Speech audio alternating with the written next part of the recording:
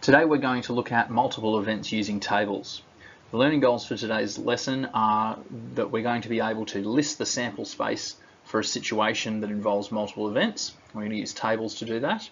We're going to be able to analyse probabilities of multiple events with and without replacement, so replacing the objects that are in the situation.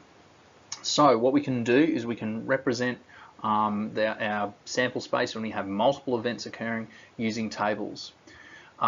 If we can allow replacement, then that means the outcomes can be repeated.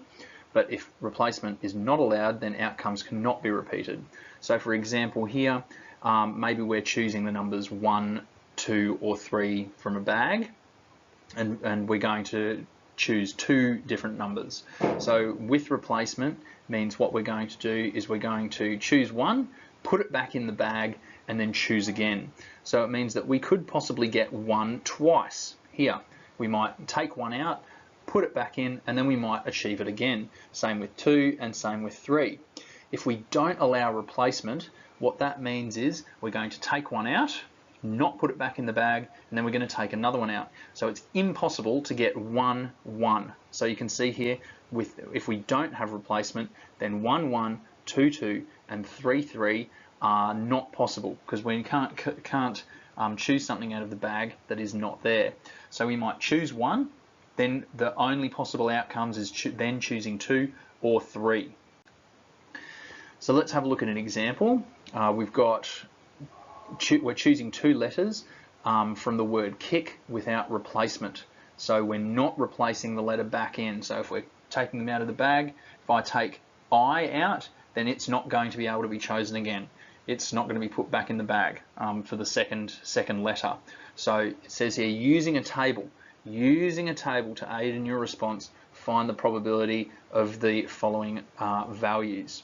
So if I'm using a table, then what I need to do is draw that table up. So if I draw it down the bottom here so that we can have the rest of the space for working, kick, kick.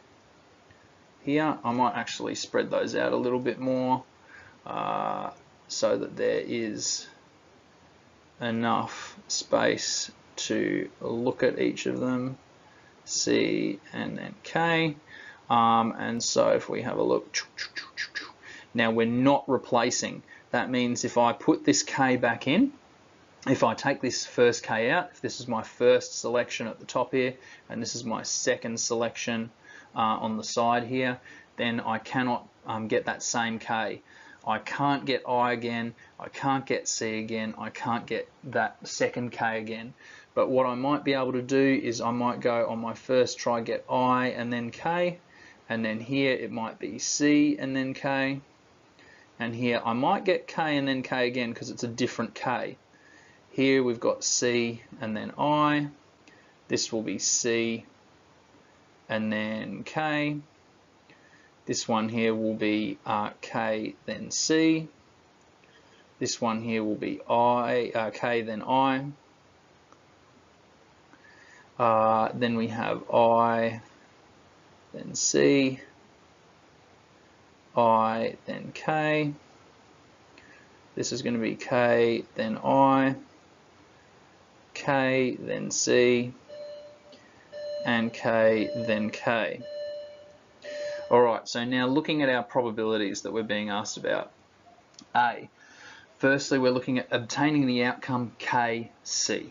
So that's the one we're looking at, the probability of getting K then C. So that means we're looking at the number of values of K then C in the table, dividing by our sample space, the number of values in our sample space. So the number of values of K then C, I can get it twice.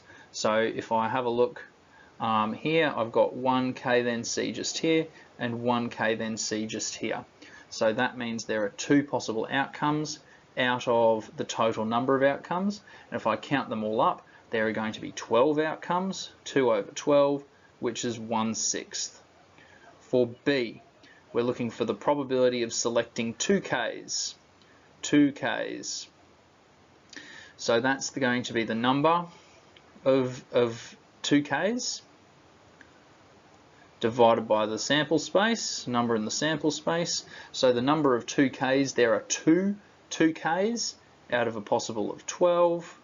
So that's going to be 1/6. Those 2Ks, two 2Ks, I've got one up here and one down in the bottom corner as well. So there are two possible ways to get 2Ks. Alright, if I just divide my page up here a little bit to make it a bit easier to see. C, selecting a K and a C. Okay, so it's the probability of selecting a K, probability of a K and a C, and it doesn't have to be in any order. So that's the number of ones that have a K and a C divided by the number in the sample space. So the number of values that have a K and a C, I've got, if we mark them here in orange, we've got one that has a K and a C here. We've got one that has a C and a K, one that has a K and a C here, and I think that's, and there's one down the bottom here that's got a C and a K down here. So there are 4 possible outcomes out of 12, so that means our probability is 1/3. For D, we're looking at selecting 2 Ks given that at least 1 K is selected. So it's the probability of obtaining a K, a second K, given that a K has already been selected. So probability of 1K given that another K is already selected. So what we need to do is we need to have a look at getting KK given that a K has already been selected. So the number of ones that already have been given a K on the first selection. So the ones that have a K on the first selection, let's have a look at those ones. The ones that have a K on the first selection. We've got this one, this one, this one have a K, given that at least 1 K is selected. So we need to look at all of the ones that have a K in it at all. Okay, so any ones that have a K in it at all. This one's got a K in it, this one's got a K in it, K, K, K.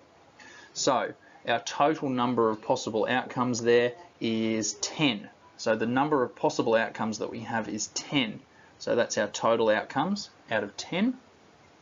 And we're looking at what's the probability of selecting 2 Ks so that the other one is a K. So out of those ones, if we have a look at which ones are actually have 2 Ks, we've got one that has 2 Ks and we've got a second one that has 2 Ks. So that means that the total number is going to be 2 out of 10, and that's going to be 1/5. So that's the probability that we're selecting 2 Ks given that at least 1 K is selected. So we're not looking at conditional probability there necessarily. We're looking at, we're not having already just selected a K on the first try and then trying to get a second K. We're looking at being able to select 2 Ks out of the total of any possibility of there being a K in the other, in one of the outcomes. So essentially our sample size was being reduced down to everything with a K, and then we looked at what are the ones that have 2 Ks out of there. So recall the learning goal for this this session, which was to be able to represent values using a table to be able to represent our sample spaces and be able to calculate probabilities from that with and without replacement.